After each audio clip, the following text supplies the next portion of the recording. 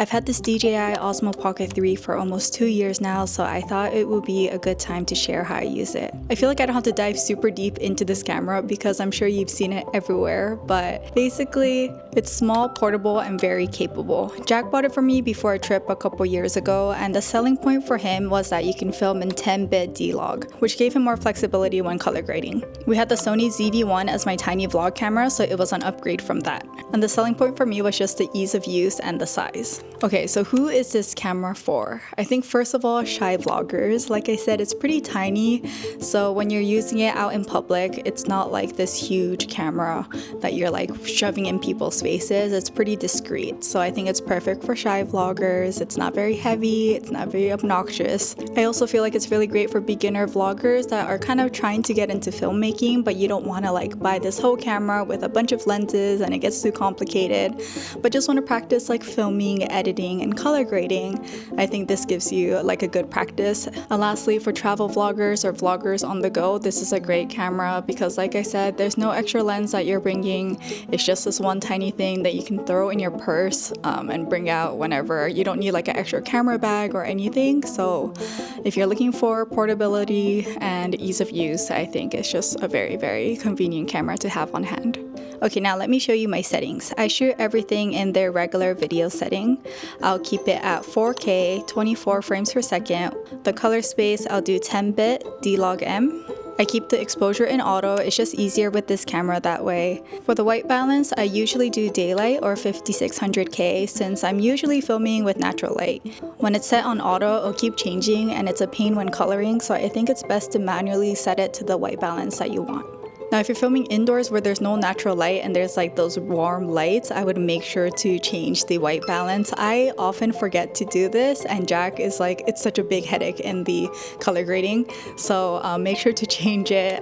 This is just like an example of a few shots where I forgot to change the white balance and it just looks really bad. I think if you adjust the white balance, it's a little bit better, but even then, I don't think this camera really shines in low light either. There is a low light night mode that you can use, and I've done this a couple of times, and I think it's worth changing it to this setting if you're filming at night. And I personally don't use this camera this way, but you can set it to vertical.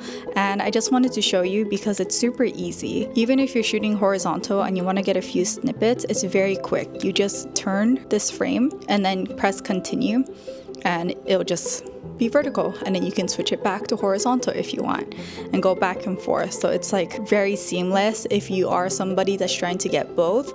I think it's like super fast and easy. There are a few attachments that you can get for this camera. I think there's an ND filter that you can put on, as well as different lens attachments to make it like wider.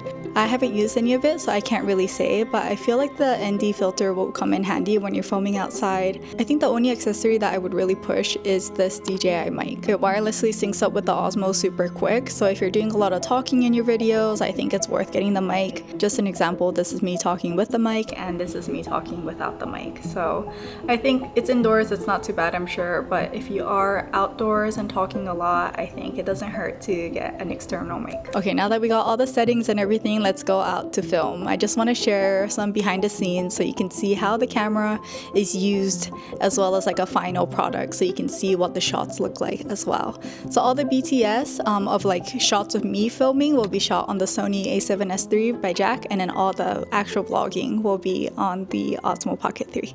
So what's good about this camera is that it's very wide, so even if you're in the car, where I feel like most people do like long talking portions and stuff because it's quiet and private, it has like a lot of space here.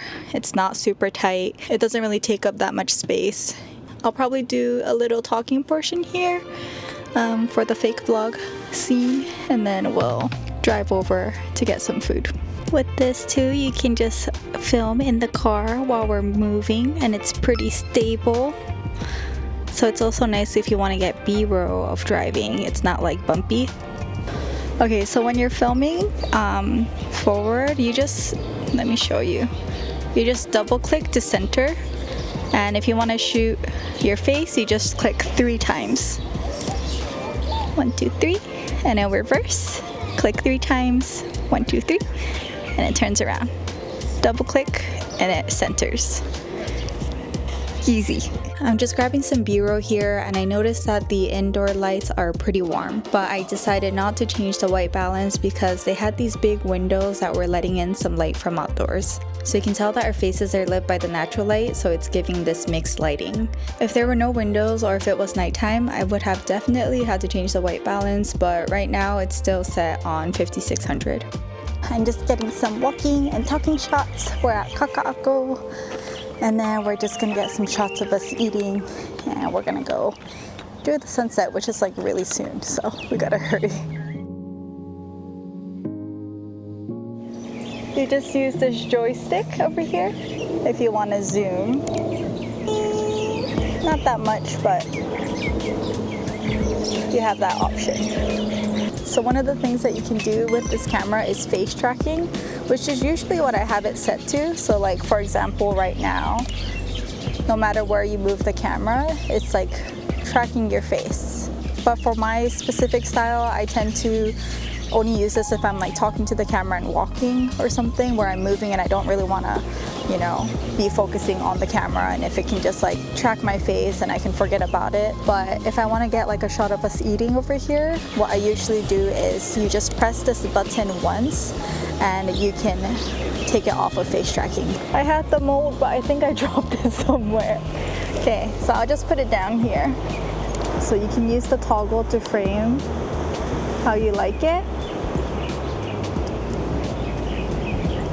And then I'll just have us go inside. So that would be like,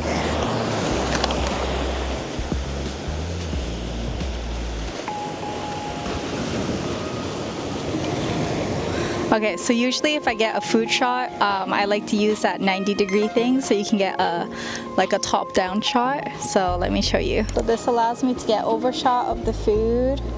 And if you want, you can press this button to have it spin. So like this. So that's an option too, if that's your style. And framing it right there.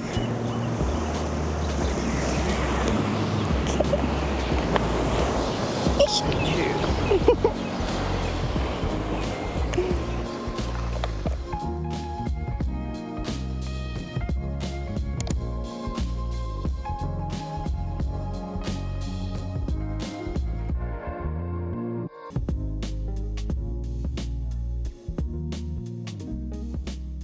And now let me share how all of this will come together in a vlog.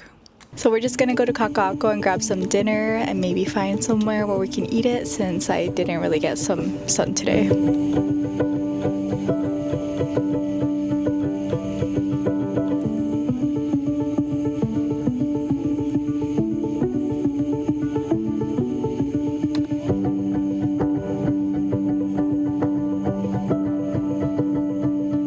We're at Kaka'ako and just gonna eat while we watch some surfers, because apparently there's some surf today.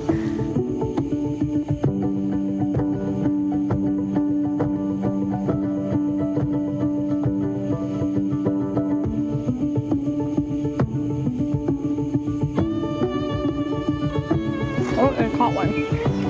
Oh, it looks fun.